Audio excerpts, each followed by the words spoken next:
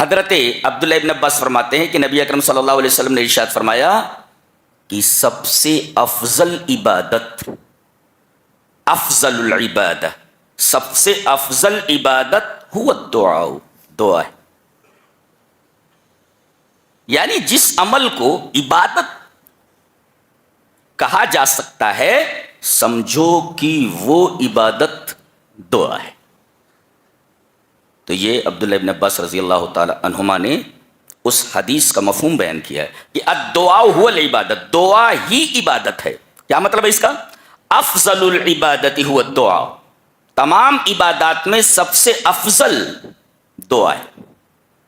کہ اگر تمہیں یہ معلوم ہو جائے کہ تم دعا کے لیے ہاتھ اٹھائے ہوئے ہو اور آنکھوں سے تمہارے آنسو نکل رہے ہیں، اگر تمہیں معلوم ہو جائے کہ تمہاری اس حالت کو اللہ کیسے دیکھ رہا ہے تو کبھی بھی تم دعا کو نہیں چھوڑو گے۔ اللہ، آدمی دعا کے لیے ہاتھ اٹھائے ہوئے رو رہا ہے، اللہ آنسوؤں کو تو چھوڑو، وہ تو زمین پر پتا گرتا ہے تو اسے معلوم ہوتا ہے کون سا پتا گرا ہے۔ کیا آدمی کی آنکھوں سے گرتے ہوئے آنسوؤں کو نہیں دیکھتا ہے؟ کون سا پتا گرا ہے اللہ کو معلوم ہے۔ بندے کی آنکھ سے آنسو کس طرح گرے ہیں رب تعالیٰ کو معلوم ہے۔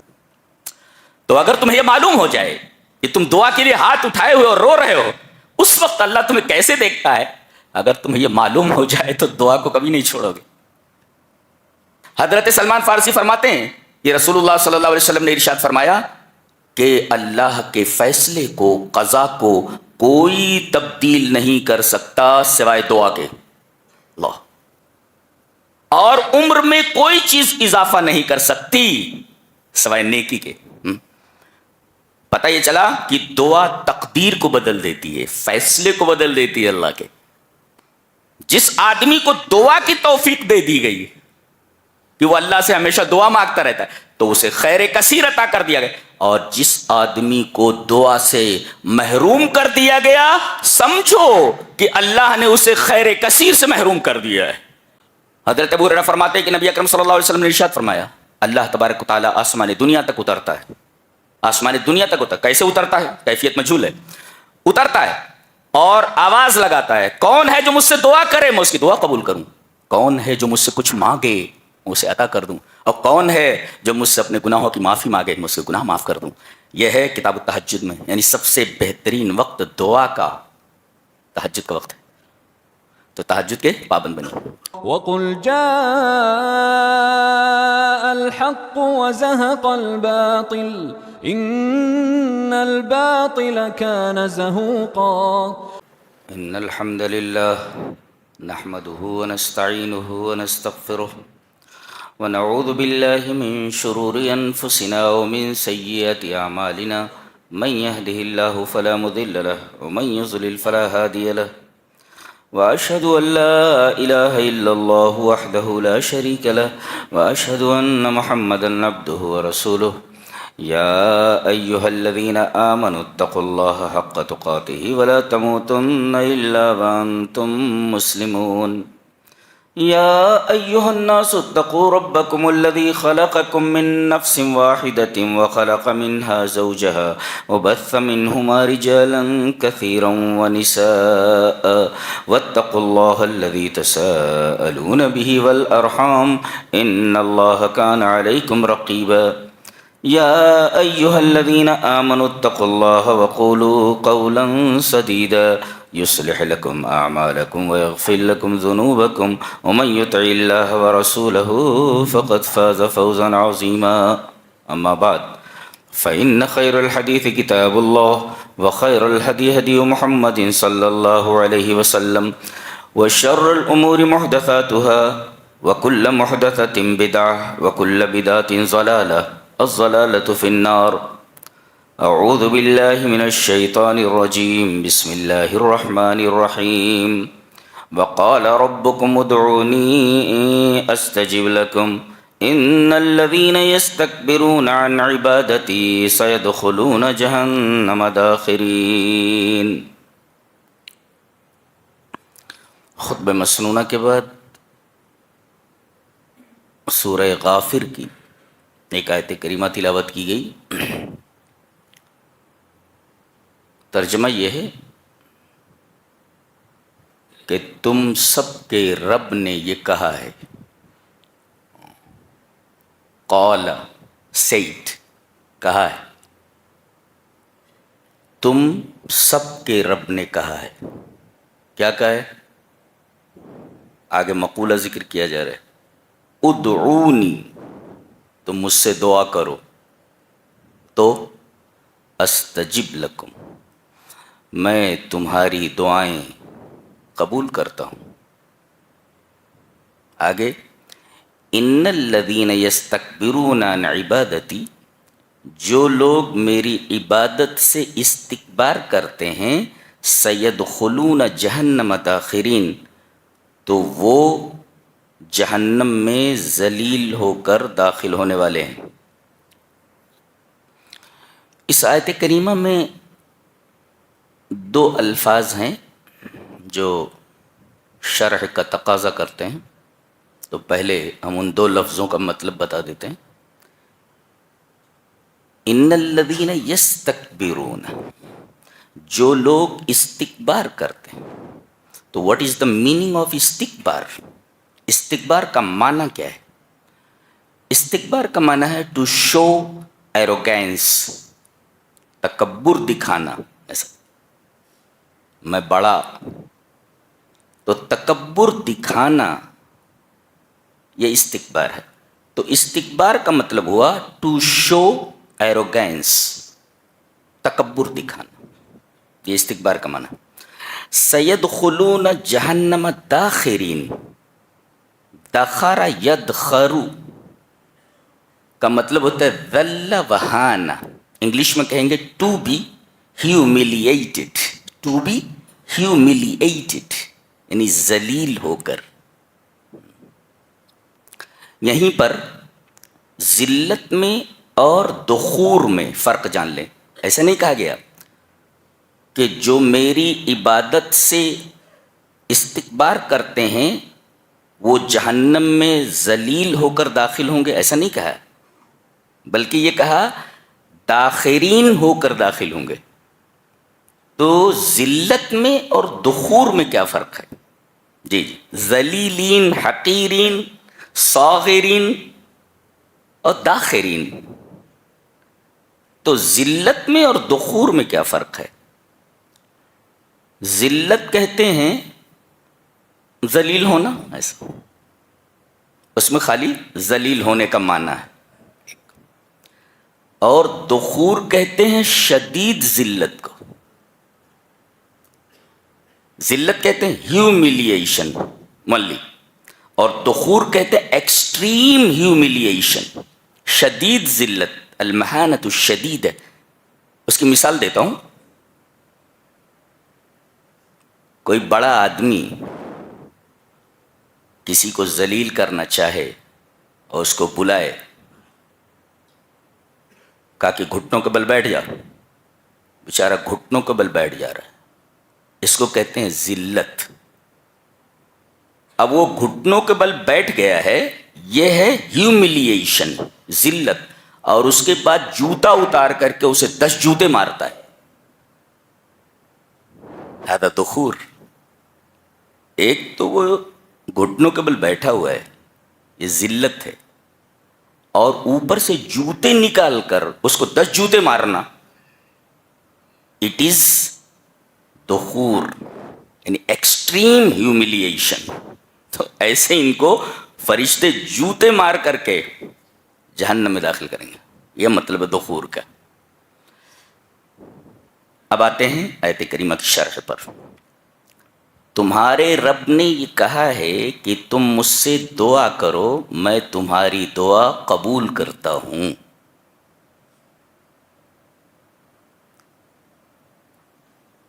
اور وہ لوگ جو میری عبادت سے استکبار کرتے ہیں، دیکھو پہلے کہا گیا مجھ سے دعا کرو میں تمہاری دعا قبول کرتا ہوں، پھر کہا گیا جو میری عبادت سے استکبار کرتے ہیں، یعنی دعا بے ہی عبادت ہے.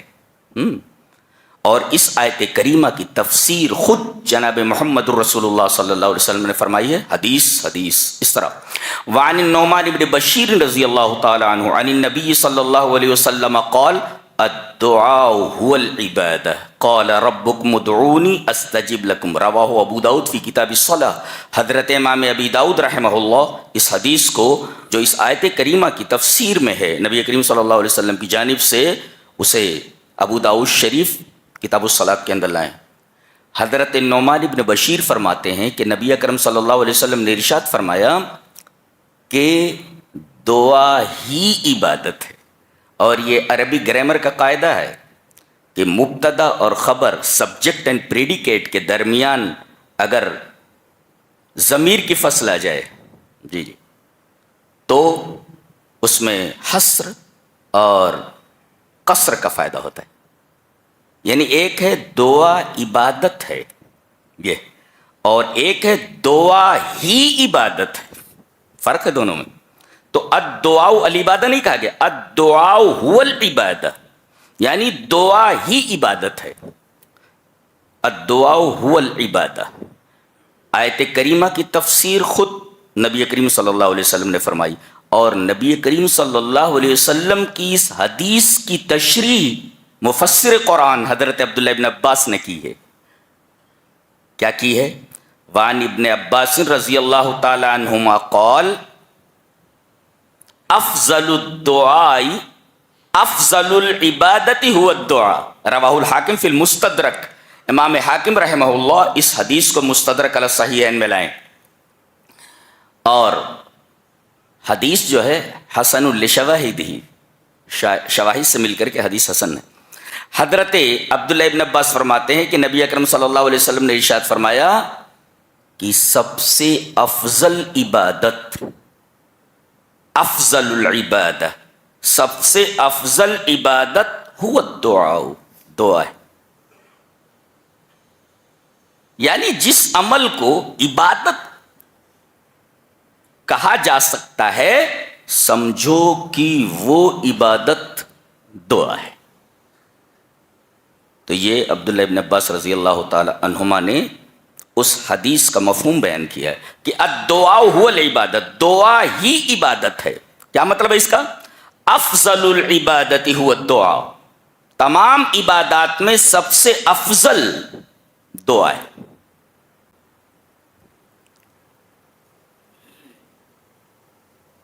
اور ایک نقطہ اور ملا، ادعونی، تم مجھ سے دعا کرو. دعا کرنے کا حکم ہے، دعا کرنے کا حکم ہے.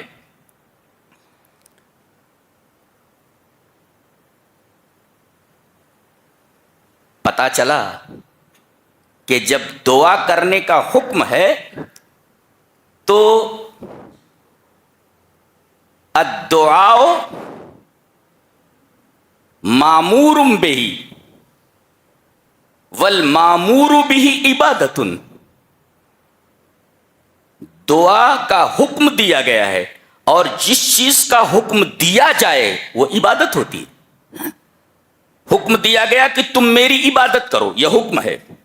اور جس چیز کا حکم دیا جائے اللہ کی طرف سے کہ یہ کرنا ہے تو وہ عبادت ہے. یعنی یو کین سے دیٹ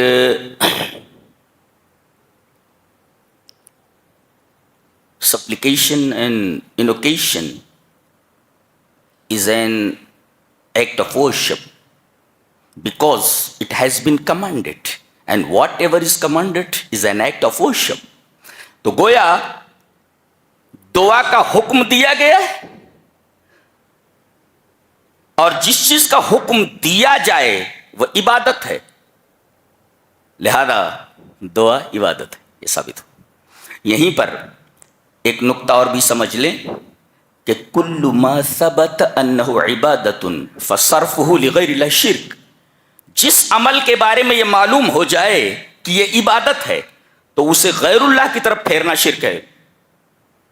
جیسے کہا گیا دعا عبادت ہے. اب جب عبادت ہے، اس کا یعنی دعا کا عبادت ہونا ثابت ہو گیا کہ یہ عبادت ہے، تو اب اسے غیر اللہ کی طرف پھیرنا شرک ہے. یعنی اب اللہ کے علاوہ کسی سے دعا نہیں کی جائے گی، کسی بابا سے، کسی مرے ہوئے آدمی سے، کسی صاحب قبر سے، کسی سے بھی دعا نہیں مانگی جائے گی، اس لیے کہ دعا عبادت ہے اور عبادت صرف اللہ کے لیے خاص ہے۔ تو کل ما ثبت انہ عبادہ فصرف لغیر اللہ شرک، ثابت ہو گیا کہ دعا عبادت ہے، اب غیر اللہ سے دعا کرنا ظاہر ہے کہ یہ شرک ہے، یہ قاعدہ معلوم ہوا۔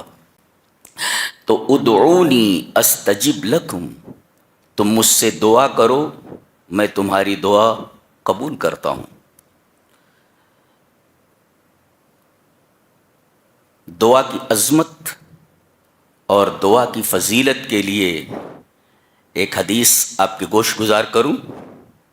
حدیث اس طرح، وعن ابن عمر رضی اللہ تعالی عنہما قال قال رسول اللہ صلی اللہ علیہ وسلم من فتح له منکم باب الرحمتی باب الدعائی فتحت له ابواب الرحمتی وما سئل اللہ شیئا احب الیہ من ان یسأل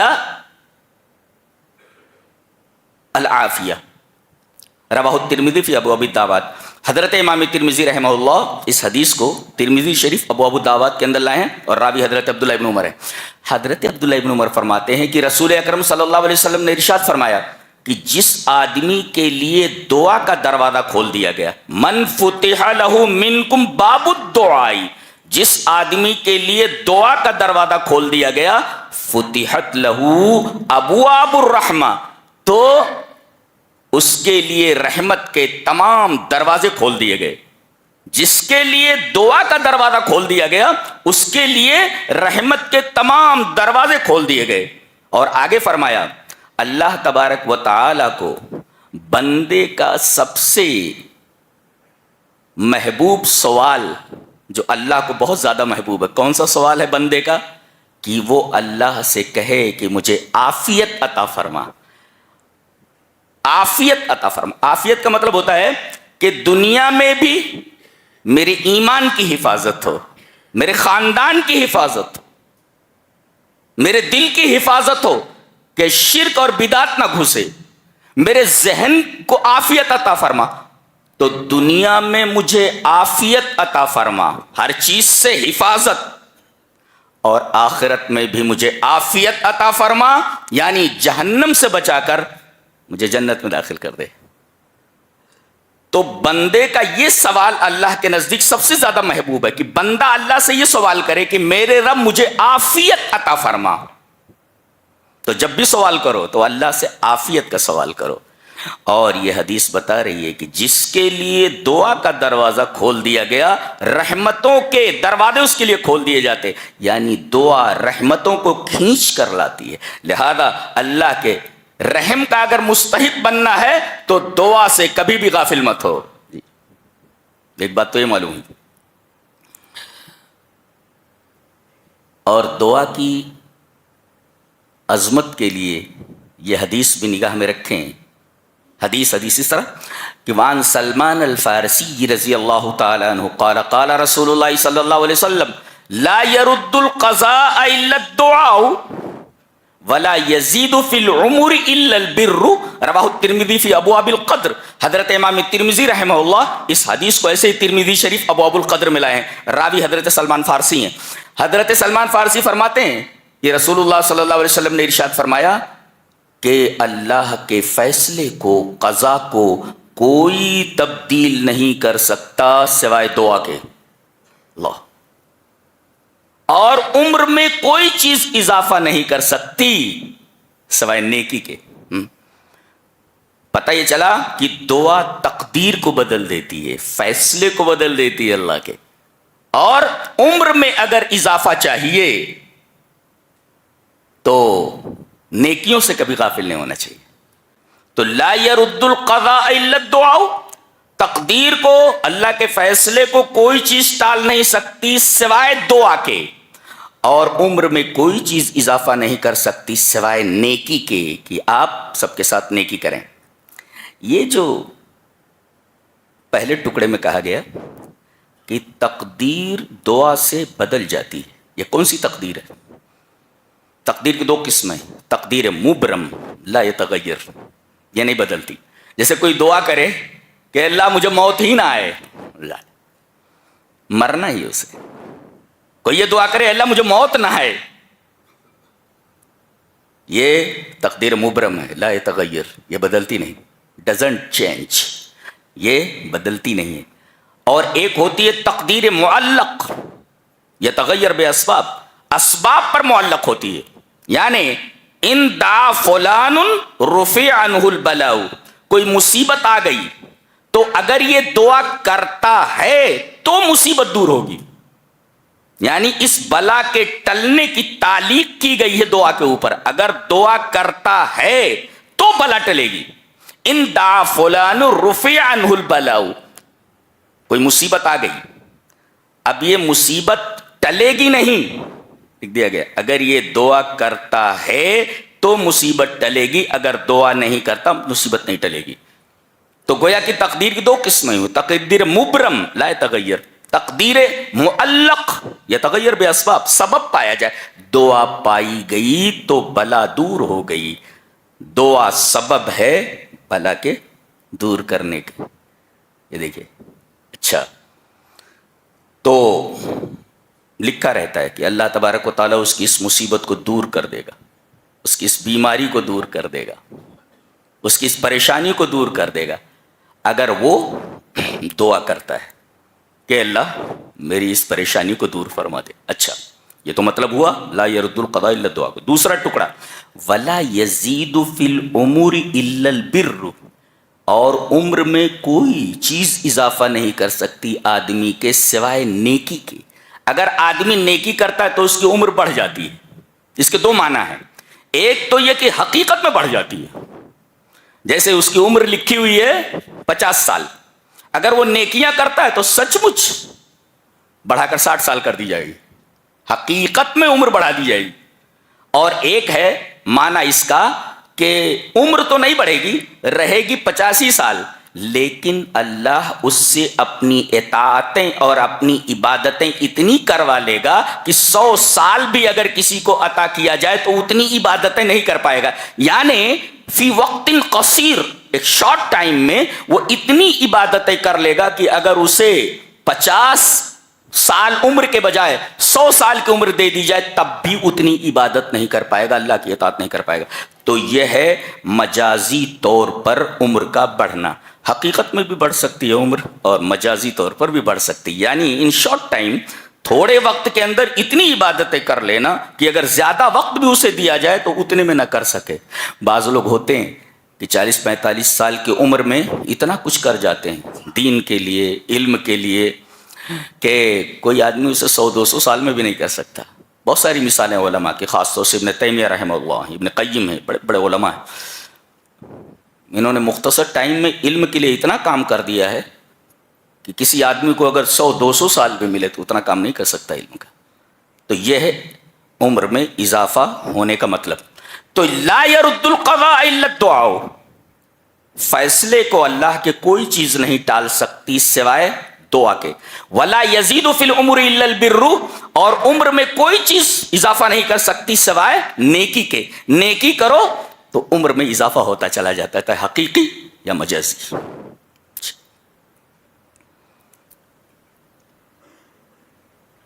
اچھا، یہاں ایک نقطہ اور ذہن میں رکھیں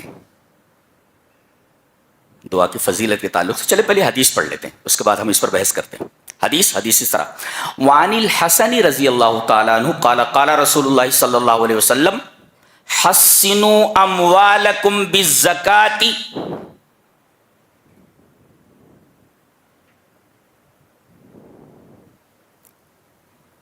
اپنے مالوں کی حفاظت کرو زکوٰۃ کے ذریعے. حسنوا اموالکم بالزکاۃ وداؤوا مرضاکم بالصدقہ، اور اپنے بیماروں کی دوا کرو صدقہ دے کر کے. واستقبلوا امواج البلاء بالتضرع والدعاء، رواہ المنذری فی الترغیب والترہیب وقال هذا حدیث حسن لغیرہ، یہ حدیث حسن لغیرہ ہے، اور حضرت حسن رضی اللہ تعالیٰ عنہ سے مروی حدیث اس طرح ہے، عن الحسن رضی اللہ تعالیٰ عنہ قال قال رسول اللہ صلی اللہ علیہ وسلم حسنوا اموالکم بالزکاة وداؤوا مرضاکم بالصدقہ واستقبلوا امواج البلاء بالتضرع والدعاء، رواہ المنذری فی الترغیب والترہیب وقال هذا الحدیث حسن لغیرہ۔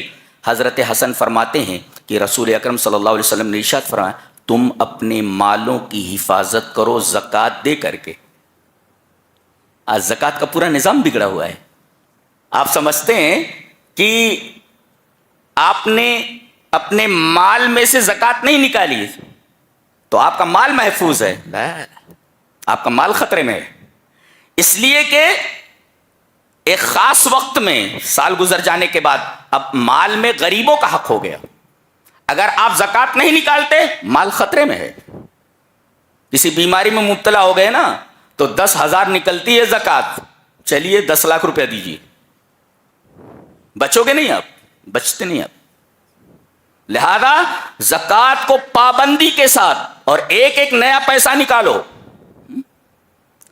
تمہارا دماغ خراب ہے کہ تم کو یہ معلوم ہے کہ غریبوں کا حق اس میں داخل ہو گیا تو تم زکوٰۃ کیسے ہڑپ کر سکتے ہو؟ غریبوں کا حق کیسے کھا سکتے ہو تم؟ تمہارا مال تو ویسے خطرے میں ہے۔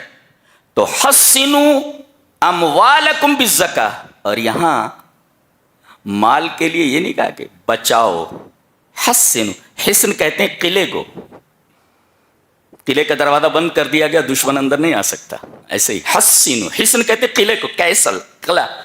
اب قلعے کے اندر کوئی چیز آ جائے اور دروازہ بند کر دیا جائے تو اب کوئی چیز باہر سے اندر نہیں آ سکتی۔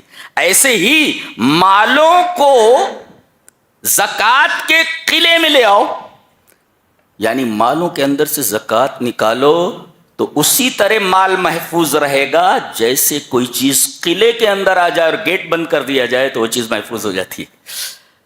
ہذا معنی، یہ معنی ہے اس ٹکڑے کا۔ اچھا، وَدَاءُوا مَرْضَاكُمْ بِالصَّدَقَةِ، اور اپنے بیماروں کی دوا کرو صدقے کے ذریعے۔ بیماری ہو گئی چلو ڈاکٹر کے پاس، بیماری ہو گئی چلو بابا کے پاس، بابا، ارے بابا کیا بابا، ایسے مصیبت ہے، یہ دھونی سلگاؤ، ارے وہ دھونی سلگانے سے اور اگربتی سلگانے سے کچھ نہیں ہوتا، بیماری کچھ ہے دوا کچھ ہے۔ بابا کیا بابا، بابا خود بیمار ہے، بابا خود موت و حیات کا مالک ہے، بابا یہ تعویذ لے جاؤ گاڑ دو، یہ تعویذ لے جاؤ پیڑ میں لٹکا دو، کائے کو ڈھونگ کر رہا ہے، یہ ڈھونگ دھتورے سے کچھ ہوتا نہیں جی۔ وَدَاءُوا مَرْضَاكُمْ بِالصَّدَقَةِ، آدمی بیمار ہو جائے تو آپ اسے ڈاکٹر کے پاس لے جائیں، ما تحت الاسباب، تدبیر اختیار کرنا یہ توکل کے منافی نہیں ہے، آپ ڈاکٹر کے پاس لے جائیں۔ لیکن ایک روحانی علاج بھی ہے، یہ مادی علاج ہے، روحانی علاج کا مطلب یہ نہیں کسی بابا کے پاس چلے جاؤ، روحانی علاج کا مطلب یہاں بتایا گیا کہ صدقہ دے کر کے اپنے بیماروں کی بیماری کا علاج کرو۔ جیسے کوئی بیمار ہو جائے فوراً صدقہ کرو۔ ڈاکٹر عیسیٰ مرزوقی دمشق کے ایک بہت بڑے ہاسپٹل کے بہت بڑے ڈاکٹر تھے، ڈاکٹر عیسیٰ مرزوقی۔ میں نے ان کے بارے میں پڑھا کہ اچانک ان کی طبیعت خراب ہو گئی، خود ڈاکٹر ہے، بہت بڑا ڈاکٹر ہے، ڈاکٹر عیسیٰ مرزوقی، دمشق کے ایک بہت بڑے ہاسپٹل کے بہت بڑے ڈاکٹر تھے۔ طبیعت خراب ہو گئی، ہاسپٹلائزڈ کیا گیا، چیک اپ کے بعد معلوم ہوا کہ یہ کینسر کے لاسٹ اسٹیج پر ہے۔ ڈاکٹر ہے، کینسر کے لاسٹ اسٹیج پر ہے، اور ڈاکٹروں نے کہہ دیا کہ چند دن کے مہمان ہیں۔ ان کے سامنے یہ حدیث آئی، مسلم ڈاکٹر ہے، یہی حدیث آئی، داؤ مرضاکم بالصدقہ۔ پتہ لگایا انہوں نے دوستوں کے ذریعے کہ میں چاہتا ہوں کہ اس حدیث پر عمل کر کے دیکھوں، اس حدیث پر عمل کرتا ہوں، نبی نے کہا ہے تو یقیناً میری بیماری دور ہو جائے گی۔ انہوں نے پتہ لگایا تو پتہ چلا کہ ایک بیوہ ہے، اس کے چھوٹے چھوٹے بچے ہیں، اور بڑی تنگی ترشی میں اس کی زندگی گزر رہی ہے. انہوں نے اپنا پورا مال اللہ کی رحمت صدقہ کر دیا, اسے دے دیا. 2-4 دن کے بعد ان کی بیماری کم ہونے لگی, اور جب چیک اپ کرائے گا تو بولے کینسر تو ہے ہی نہیں, کینسر نہیں, کینسر نہیں. جبکہ پہلے چیک اپ نے بتایا تھا کہ یہ کینسر کے لاسٹ اسٹیج پر ہے. تو داؤ مرضاکم بالصدقہ, صدقہ دے کر کے اپنے مریضوں کی بیماری کا علاج کرو. چمڑی چلی جائے مگر دمڑی نہ جائے. ڈاکٹروں کو دے دیں گے, غریبوں کو دینے کے لیے ان کے پاس پیسہ نہیں. داؤ مرضاکم بالصدقہ. اور آخری ٹکڑا, واستقبلوا امواج البلاء بالتضرع والدعاء, کہ مصیبتوں کی موجوں کو, یعنی موجیں آ رہی ہیں مصیبتوں کی, ان کا سامنا کرو اللہ سے گڑ گڑاہٹ کے ذریعے اور دعا کے ذریعے. بلائیں آئیں تو فوراً سجدہ ریز ہو جاؤ, اللہ سے گڑ گڑاؤ اور دعا کرو کہ اللہ ان مصیبتوں کو دور کر دے. دعا, وہ بلا نہیں, امواج البلا, مصیبتوں کی موجیں آ رہی ہیں, ان مصیبتوں کی موجوں کا سامنا کرو. استقبلوا, کس سے؟ بالتضرع والدعاء, اللہ سے گڑ گڑا کر کے دعا مانگنا اور اللہ سے دعا کرنا. تو اس پر کوئی عمل ہی نہیں کرتا ہے. کتنی پیاری حدیث ہے. مصیبت آئے سجدے میں گر جاؤ, اللہ سے دعا کرو, گڑ گڑاؤ. بیمار ہو تو صدقہ دو, مال کو بچانا ہو تو زکوٰۃ نکالو. ہماری کوئی کل سیدھی ہے؟ مسلمان اونٹ کی طرح ہو گیا ہے. اونٹ رے اونٹ, تیری کون سی کل سیدھی؟ تمہاری کوئی کل سیدھی نہیں ہے. اسی وجہ سے چاروں طرف سے مصیبتوں میں گھرے ہوئے ہو. تم نے قرآن کو چھوڑ رکھا ہے, تم نے حدیثوں کو چھوڑ رکھا ہے, اور کہتے ہو کہ ہم سکون سے رہیں. سوال ہی پیدا نہیں ہوتا, سوال ہی پیدا نہیں ہوتا. یہ حدیث بہت پیاری ہے, اس کو ذہن نشین کرو. تو وقال ربکم ادعونی استجب لکم ان الذین یستکبرون عن عبادتی سیدخلون جہنم داخرین. دعا عبادت ہے. اگر کوئی آدمی دعا نہیں کرتا تو ان قریب جہنم میں جائے گا. کیسے؟ کیوں؟ وجہ, دعا نہیں کرتا جہنم میں کیوں جائے گا؟ ایک صاحب نے لکھا ہے اس کی شرح میں کہ من ترک الدعاء فکأنہ نسی اللہ والحاجۃ الیہ وبالتالی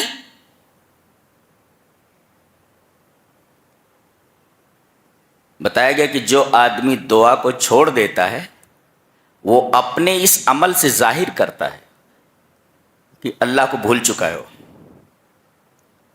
اور وہ ظاہر کرتا ہے کہ مجھے اللہ کی ضرورت نہیں, دعا نہیں مانگتا. من ترک الدعاء فکأنہ نسی اللہ والحاجۃ الیہ.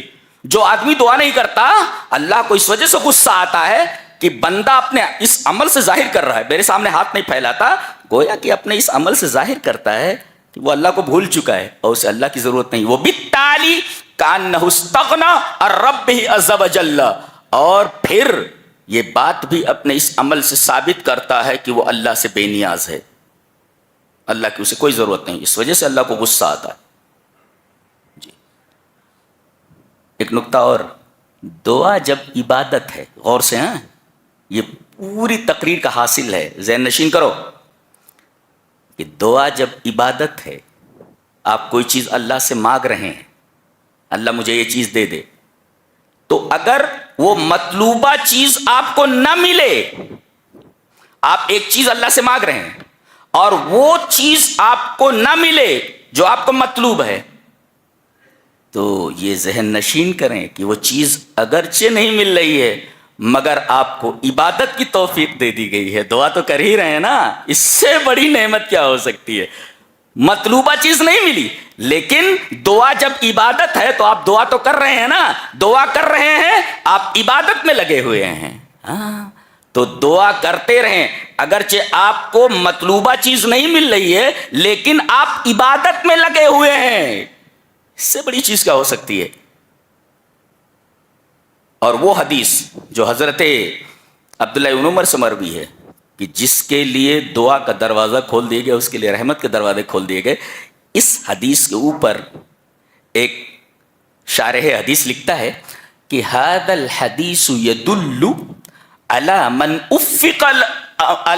افق للدعاء فقد اوتی خیرا کثیرا ومن حرمه حرم خیرا کثیرا. یہ حدیث بتاتی ہے کہ جس آدمی کو دعا کی توفیق دے دی گئی اسے خیر کثیر دے دیا گیا. جس آدمی کو دعا کی توفیق دے دی گئی کہ وہ اللہ سے ہمیشہ دعا مانگتا رہتا ہے تو اسے خیر کثیر عطا کر دیا گیا. اور جس آدمی کو دعا سے محروم کر دیا گیا سمجھو کہ اللہ نے اسے خیر کثیر سے محروم کر دیا ہے. اور ایک شارح نے تو بڑی خوبصورت بات لکھی ہے. کیا لکھتا ہے کہ لو علمت کیف ینظر اللہ الیک وانت تدعوہ ما ترکت الدعاء ابدا. کیا بات ہے، شاندار بات کہی ہے کہ اگر تمہیں یہ معلوم ہو جائے کہ تم دعا کے لیے ہاتھ اٹھائے ہوئے ہو اور آنکھوں سے تمہارے آنسو نکل رہے ہیں، اگر تمہیں معلوم ہو جائے کہ تمہاری اس حالت کو اللہ کیسے دیکھ رہا ہے تو کبھی بھی تم دعا کو نہیں چھوڑو گے. اللہ، آدمی دعا کے لیے ہاتھ اٹھائے ہوئے رو رہا ہے. اللہ آنسوؤں کو تو چھوڑو، وہ تو زمین پر پتا گرتا ہے تو اسے معلوم ہوتا ہے کون سا پتا گرا ہے. کیا آدمی کی آنکھوں سے گرتے ہوئے آنسوؤں کو نہیں دیکھتا ہے؟ کون سا پتا گرا ہے اللہ کو معلوم ہے. بندے کی آنکھ سے آنسو کس طرح گرے ہیں رب تعالیٰ کو معلوم ہے. تو اگر تمہیں یہ معلوم ہو جائے کہ تم دعا کے لیے ہاتھ اٹھائے ہوئے اور رو رہے ہو، اس وقت اللہ تمہیں کیسے دیکھتا ہے، اگر تمہیں یہ معلوم ہو جائے تو دعا کو کبھی نہیں چھوڑو گے.